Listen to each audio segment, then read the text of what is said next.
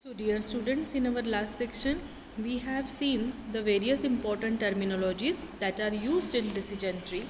Now we will see the advantages, disadvantages and applications of decision tree. So what is decision tree? It is nothing but the representation where the choice between the alternatives denoted by the node and the decision is also denoted by the nodes. So that is nothing but decision tree is. So decision trees are one of the most famous statistical technique. The advantages of using decision tree is that it is very easy to understand. We have seen in our last section that it's very easy. The drawing of decision tree is easy, and because of that graphical representation, it's very easy to grasp that decision tree.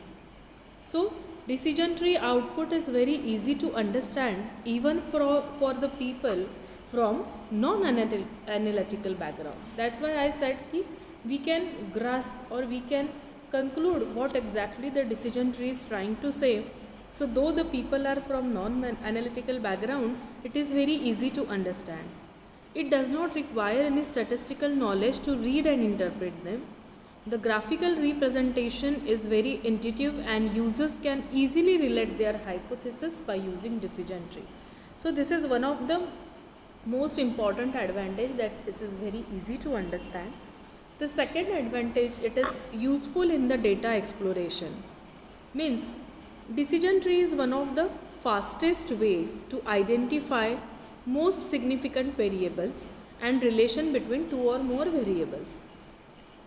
As I said that you know that decision tree is nothing but collection of nodes where choices and decisions are there. So decision tree is nothing but a very fast way to identify the significant variables and the relation between the variables. And with the help of the decision trees, we can create new variables that has the better power of what? Of predicting the target variable. It is also used in data exploration stage. Means, for example, suppose we are working on a problem where we have information available in hundreds of variables, then decision tree will help us to identify the most significant variable from that. That's why it is used in the data exploration. Then less data cleaning required. It requires less data cleaning compared to other modeling techniques because it is not influenced by the outliers and missing values to a very fair degree. That's why the data cleaning is required at a very low level. Data type is not a constraint. It can handle both numerical and categorical. Both the data it can handle, and that's why it is not a base where the data type is constrained. So the next one is the non-parametric method. So decision tree is considered to be a non-parametric method. This means that decision trees have no assumptions about space distribution and the classifier structure. As it is the non-parametric method, so it is not having any assumptions about space distribution, means what space will be required, and classifier structure. We can understand the results which express the conditions on original variable. The presence of extreme individuals cannot affect the decision tree. Though the presence of extreme individuals is there, it cannot affect the decision trees. They can deal with the missing data. They can deal with the missing data. Some trees allow all variables that can handle directly. That is also done by here. And it represents or provides the virtual interpretation of the situation. So these are the various advantages of using decision tree. Then next is the disadvantages. The first one is the overfitting. Overfitting is one of the most practical difficulty for decision tree model. This problem gets solved by setting the constraints by the parameters. Then the second one is non-fit for continuous variables. While working with continuous numerical variables, decision tree loses the information when it categorizes variables into different categories. So it is not fit if the variables are in the continuation process, and it is not stable.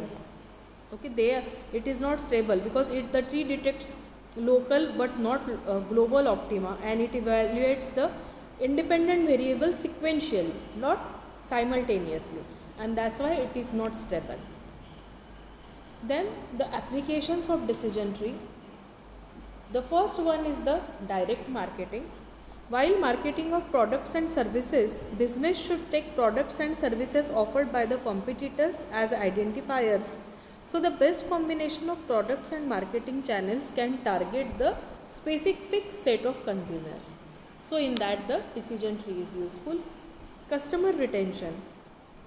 Decision tree helps organizations to keep their valuable customers and get new ones by providing the good quality products, discount everything, because we can easily represent and analyze the data by decision tree. Fraud detection. Fraud is a major problem for many industries. Using classification tree, they can detect the frauds beforehand and can drop the fraudulent customers. So it is very easy by using decision tree to detect the fraud. Diagnosis of medical problems. Classification tree identifies patients who are at risk of suffering various serious diseases. Then diagnosis is done on medical problems according to the given data. So these are the various applications of decision tree. So in this section we have seen the advantages, disadvantages and applications of decision tree. In our next section we will see the Navy bias technique. Thank you.